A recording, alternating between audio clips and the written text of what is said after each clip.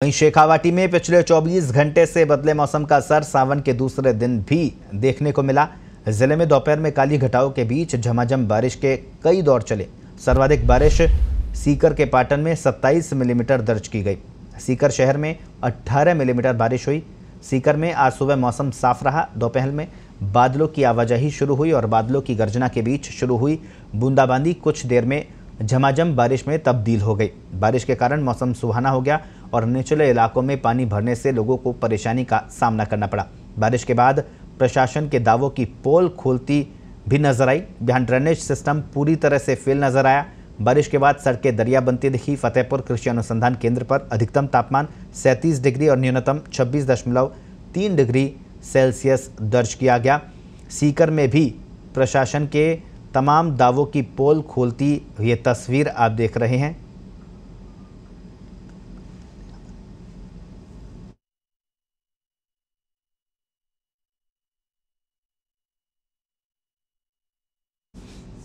पूरी खबर पर ज्यादा जानकारी के लिए हमारे साथ हमारे वरिष्ठ सहयोगी सीकर से विनोद सिंह चौहान फोन लाइन पर जुड़े हैं। विनोद जी, सीकर में भी प्रशासन के तमाम दावों की पोल यहां पर खुलती नजर आ रही है। कांग्रेस के प्रदेशाध्यक्ष डोटासरा जी का यह जिला है, लेकिन तस्वीरें बता रही है कि यहां पर कुछ काम नहीं हुआ है। जी बिल्कुल, मैं आपको बता दूं, जैसे आपने डोटासरा जी के लिए कहा, शहर की नवलगढ़ रोड पर सबसे ज्यादा पानी भरता है और पिछले साल नगर परिषद को 11 करोड़ का काम दिया गया था। सरकार ने 11 करोड़ रुपए सैंक्शन कर दिए। बड़ी बात यह है कि गोविंद सिंह डोटासरा सहित 10 कांग्रेसी नेताओं के मकान भी नवलगढ़ रोड पर ही हैं जी। लेकिन जल भराव की समस्या पिछले 5 साल से बनी हुई है। करोड़ों रुपया दिया गया है लेकिन काम नहीं हुआ है और जनता आक्रोशित है। किसी भी समय नगर परिषद के सामने बड़ा धरना शुरू हो सकता है। पानी के दौरान हर बार यही स्थिति होती है। और मैं आपको बता दूं, अगर पूरे प्रदेश की बात करें जी, तो अगले 3 घंटे में पूरे प्रदेश में जयपुर, दौसा, नागौर, चूरू, झुंझुनू, टोंक, बूंदी, बारां, उदयपुर, सिरोही और करौली, भरतपुर सहित तेज बारिश का अलर्ट जारी किया गया है। इसमें भी मौसम विभाग ने कहा है कि जयपुर, दौसा, उदयपुर और सिरोही में देर रात तेज बारिश का दौर शुरू हो सकता है जी। हम आपको यह भी बता दें कि अगले 24 घंटे तक अजमेर, जोधपुर, बीकानेर, उदयपुर संभाग में अच्छी बरसात होगी। लेकिन उसके बाद दर्श मैं आपको बताऊं कि आगामी 6 से 7 दिनों के बीच 17 तारीख के बाद बारिश का दौर थोड़ा धीमा पड़ जाएगा जी।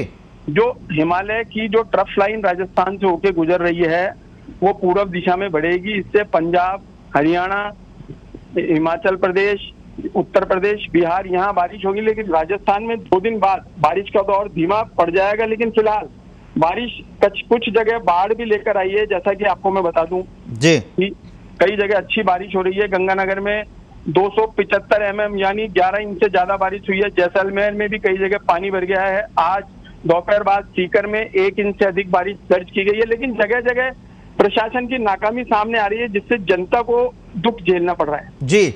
विनोद जी, लेकिन बारिश की बात करें तो कोई बहुत ज्यादा बारिश नहीं हो रही है। ये तो ड्रेनेज सिस्टम पूरी तरह से चौपट है। इस वजह से जरा सी बारिश के कारण ये बहुत ज्यादा लगने लग जाती है। सीकर की बात करें, आप बता रहे हैं कि नवलगढ़ रोड पर गोविंद सिंह डोटासरा जी का मकान है।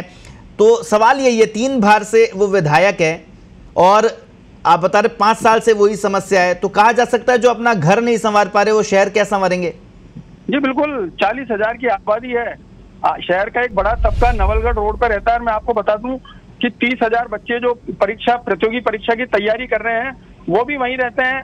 हर बार बारिश में 2 से 3 दिन तक रास्ता जाम हो जाता है।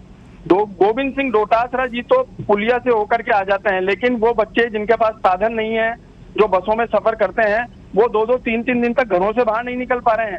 ये समस्या पिछले 5 साल से है। 13 करोड़ का बजट आखिर कहाँ गया, ये भी जनता भी लगातार पूछ रही है। और आज करीब 25 लोगों ने ज्ञापन भी दिया है जिला कलेक्टर को। अगर ज्ञापन पे कार्रवाई नहीं होती है तो कल निश्चित तौर पर धरना दिया जाएगा नगर परिषद के सामने। और आप बिल्कुल सही बता रहे हैं कि बारिश का दौर इतना तेज नहीं चला है, नहीं तो बिसलपुर में पानी की आवक अभी शुरू हो जानी चाहिए थी। मैं आपको बता दूं कि चित्तौड़, राजसमंद और भीलवाड़ा में अच्छी बारिश होती है तो त्रिवेणी चलने के बाद बिसलपुर में पानी की आवक होती है और जुलाई के मध्य तक पानी पहुंचने की संभावना भी रहती है। लेकिन इस बार बारिश पड़ रही है, बारिश बहुत ज्यादा बताई जा रही है। बिसलपुर की त्रिवेणी नदी नहीं चली है। आप बिल्कुल सही कह रहे हैं कि नदी नाले उफान पर इसीलिए है कि ड्रेनेज सिस्टम फेल हो गया है। सफाई सही तरीके से नहीं हो पाई है। सारा पानी सड़कों पर दिखाई दे रहा है। ऐसे लग रहा है जैसे कि बाढ़ आ गई। जी जी विनोद जी, क्योंकि गंगानगर की भी हम बात कर रहे थे, गंगानगर में बाढ़ क्या हालात है, सेना को बुलाना पड़ा है और जो जिम्मेदार है वो ये कहते हैं कि ज्यादा बारिश हो जाएगी तो जनप्रतिनिधि ये जो कह रहे हैं कि ज्यादा बारिश हो जाएगी तो सेना को बुला लिया जाएगा, और प्रशासनिक जो अमला है वो ये कहता है कि पहले से अनुमान लगा लेता है कि गंगानगर में इतनी ज्यादा बारिश नहीं होगी। मौसम विभाग का क्या कहना है, क्योंकि अगले आप बता रहे 3 घंटे में अगले कई शहरों में भारी बारिश की चेतावनी दी है और अगले कई दिनों, अगले 2-3 दिन का लेकर मौसम विभाग का क्या अनुमान है, और क्योंकि इस तरह से तो प्रदेश के कई जिलों में बाढ़ के हालात हो जाएंगे। जी दर्ज, बिल्कुल आप सही बता रहे हैं कि प्रशासन की खामी के चलते ही बाढ़ के हालात नजर आ रहे हैं। बारिश का आंकड़ा मौसम विभाग ने भी इतना नहीं माना है जितना लग रहा है कि बाढ़ के हालात होंगे। केवल और केवल प्रशासनिक अमले की नाकामी सामने आ रही है और अगले 48 घंटे तक आप देखेंगे जो मैंने 5 संभाग बताए हैं वहाँ अच्छी बारिश होगी। इसमें भी बीकानेर, उदयपुर और जोधपुर संभाग में अच्छी बारिश के संकेत मिल रहे हैं। अगर बारिश और तेज होती है तो निश्चित तौर पर जिस तरीके से आप बता रहे हैं कि बाढ़ के हालात होंगे वो केवल प्रशासनिक अमले की नाकामी सामने आएगी और उसका खामियाजा निरीह जनता को भुगतना पड़ेगा। अधिकारी आज भी अपने एसी रूम में बैठ करके प्लानिंग कर रहे हैं कि शहर के बाढ़ के हालात को किस तरीके से निपटाया जाए। मौके पर आप देखेंगे जितने विजुअल आपको दिखाए गए हैं, मौके पर एक भी आला अधिकारी मौजूद नहीं है, केवल जनता है जो अपने घरों से पानी निकाल रही है। ये वो लोग हैं जो अपने काम पर नहीं जा पा रहे हैं। जी विनोद जी, आखिरी सवाल लूंगा। पहले ऐसा होता था कि मानसून से पहले ही प्रशासन सक्रिय हो जाता था, बैठकें होती थी, कागजी बैठक नहीं होती थी, उसके बाद में शहरों में ड्रेनेज सिस्टम को देखा जाता था, नालों की सफाई को देखा जाता था। इस बार ऐसा कुछ भी नजर नहीं आ रहा। पिछले 2-3 सालों पर नजर डालें तो जिम्मेदारों से आपकी बातचीत हुई, क्योंकि आपने मौसम विभाग काफी लंबे समय से देखा है, और जिम्मेदारों से आपकी बातचीत हुई, क्या उनका कहना है, क्यों लोगों को ये बाढ़ के हालात जैसे पैदा करने के लिए मजबूर कर दिया जाता है? जी, एक बड़ी बात ये सामने आ रही है कि कलेक्टर पिछले 3 महीने से लगातार बैठकें ले रहे हैं हर जिले में जी, लेकिन जिन विभागों को जिम्मेदारी दी जा रही है उनमें आपसी तालमेल नहीं है। अगर आपसी तालमेल होता तो नदी नालों से जो जिस तरीके से पानी बहकर सड़क पर आ रहा है वो ड्रेनेज सिस्टम को सही करते, शहर के नालों की सफाई हो जाती। जयपुर शहर के हालात भी अब अगर आप देखेंगे तो 2 महीनों में नालों की सफाई नहीं हो चुकी है। बहरहाल यहाँ बरसात तेज नहीं आई है।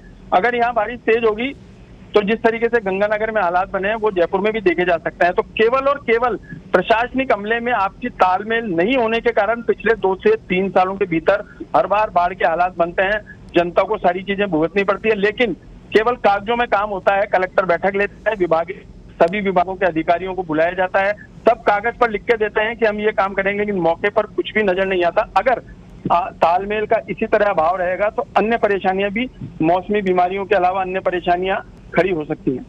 बहुत बहुत शुक्रिया विनोद जी तमाम जानकारी के लिए। तो सीकर से भी ये तस्वीरें आप देख रहे हैं जहां पर ज़रा सी बारिश के बाद सड़कें लबालब हो गई है, ड्रेनेज सिस्टम पूरी तरह से चौपट है, लिहाजा सड़कें दरिया बन गई है, घरों में दुकानों में पानी भर गया है और जो नुकसान हो रहा है उसकी भरपाई सिर्फ और सिर्फ आपको ही करनी है।